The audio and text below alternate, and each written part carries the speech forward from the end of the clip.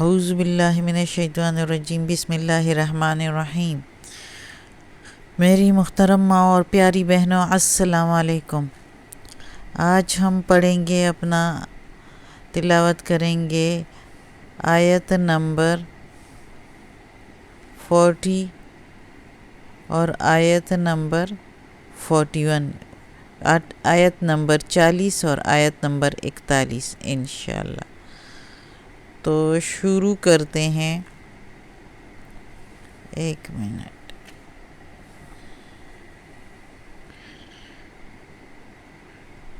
اب یہ رکوع ختم ہو گیا، کل جو ہم نے پڑھا تھا یعنی آدم علیہ السلام کی۔ آج ہم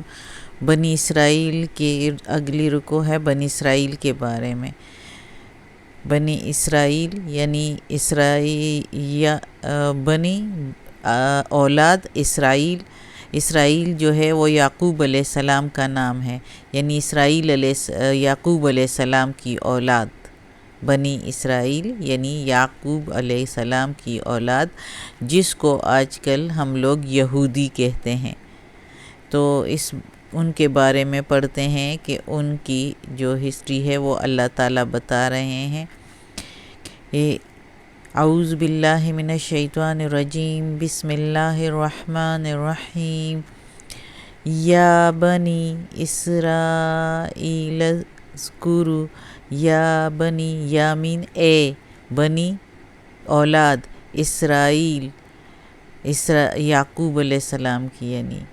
اولاد، اذکروا یاد کرو، اذکروا یاد کرو، اے بنی اے اسرائیل کی اولاد یاد کرو، نعمتی میری نعمتوں کو، التی جو کیے میں نے، انعمتو جو نعمتیں، تو نعمتیں تو کی وجہ سے جو میں نے کیے ہیں، انعمتو میری نعمتیں، اے بنی اسرائیل، اے اسرائیل کی اولاد یاد کرو نعمتیں وہ جو میں نے نعمتیں کی، علیکم اوپر تمہارے، وَأَوْفُوا اور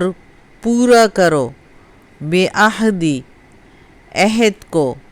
وعدے کو، اوفی پورا کروں، بِعَہْدِکم بِعَہْدِی وعدہ یا عہد، کم تمہارا، پورا اور پورا کرو وعدہ، پورا کروں میں وعدہ تمہارا، یعنی اللہ تعالیٰ کہہ رہا ہے ان سے کہ اپنا جو تم نے وعدہ کیا تھا وہ پورا کرو، تو میں بھی وعدہ پورا کروں عہد تمہارا، میں بھی وعدہ پورا کروں تمہارا، وَإِيَّایَ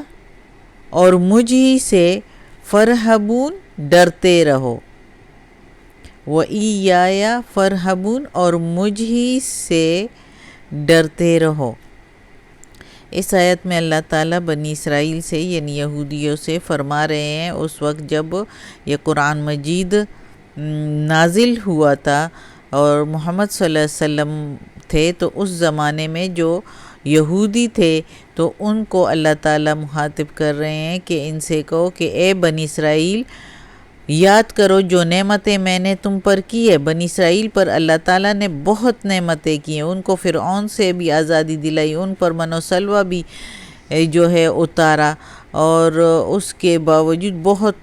آپ آگے پڑھیں گے کہ بنی اسرائیل پر اللہ تعالیٰ نے کتنی جو ہے نعمتیں دی ہیں، ان پر کی ہیں نعمتیں، اپنی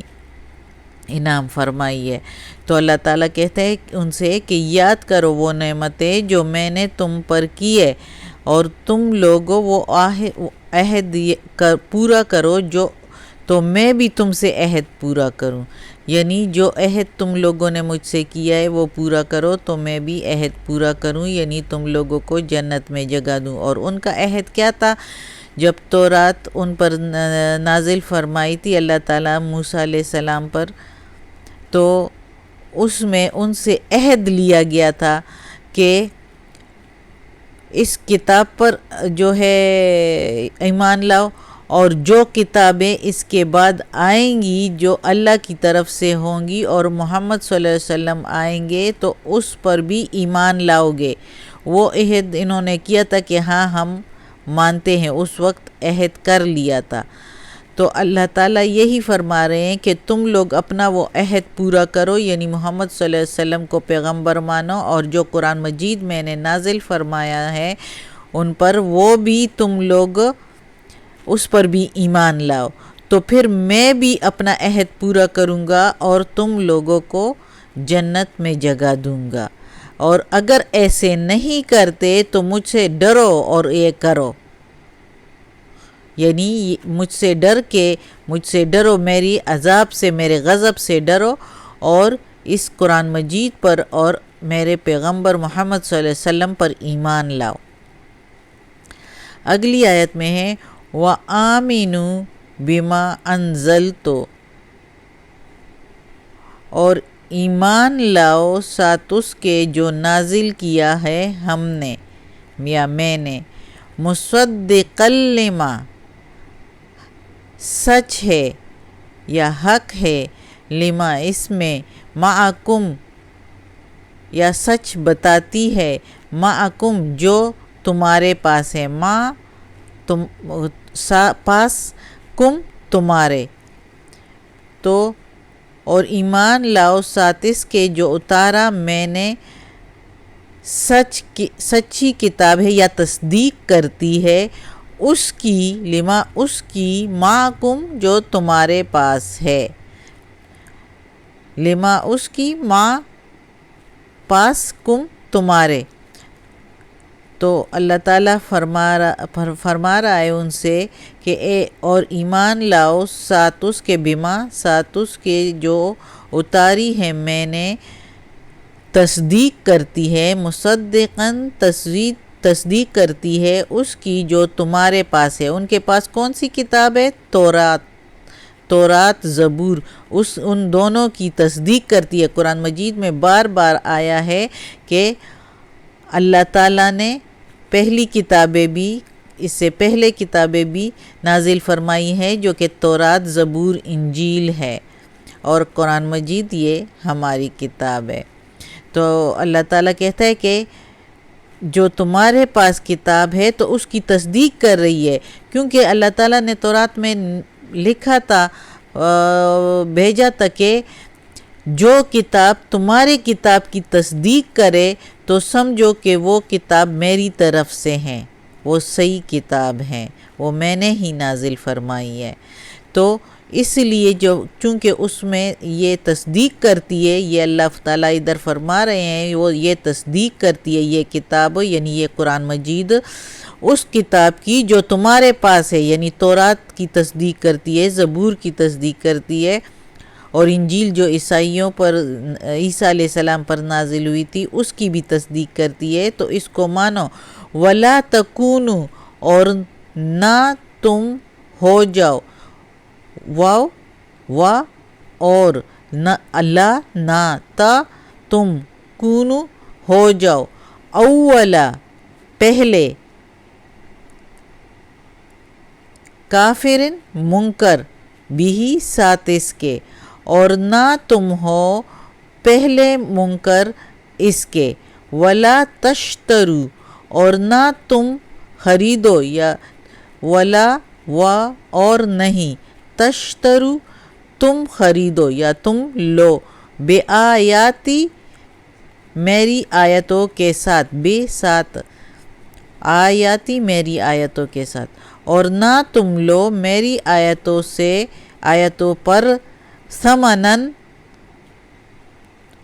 مول،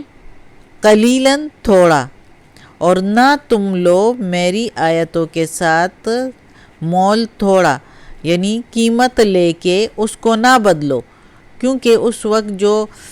سردار ہوتے تھے، جو بادشاہ ہوتے تھے، وہ ان عالموں کو جو ہے، یہودی عالموں کو، راہبوں کو یا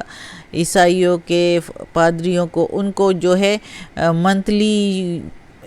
جو ہے وظیفہ دیتے تھے، خرچہ دیتے تھے، اور کافی ان کو تحفے تحائف دیا کرتے تھے۔ تو جب ان کی کوئی بات آتی تھی ایسی کہ اس کے بارے میں تورات یا زبور یا انجیل میں کوئی سزا لکھی ہوتی تھی، تو یہ لوگ یا اس میں ایسی بات ہوتی تھی جو ان کی مرضی کے خلاف ہوتی تھی، ان سرداروں بادشاہوں کے مرضی کے خلاف، تو وہ عالم کیا کرتے تھے، ان کو خوش کرنے کے لیے اس کو تبدیل کر دیتے تھے، تھوڑا سا مول لے کے، یعنی ان سے قیمت ان کی لے کے، تو اس آیت کو تبدیل کر لیتے تھے، ان کی منشا کے مطابق کر لیتے تھے، یا اپنی کوئی ضرورت ہوتی تھی تو اس کے مطابق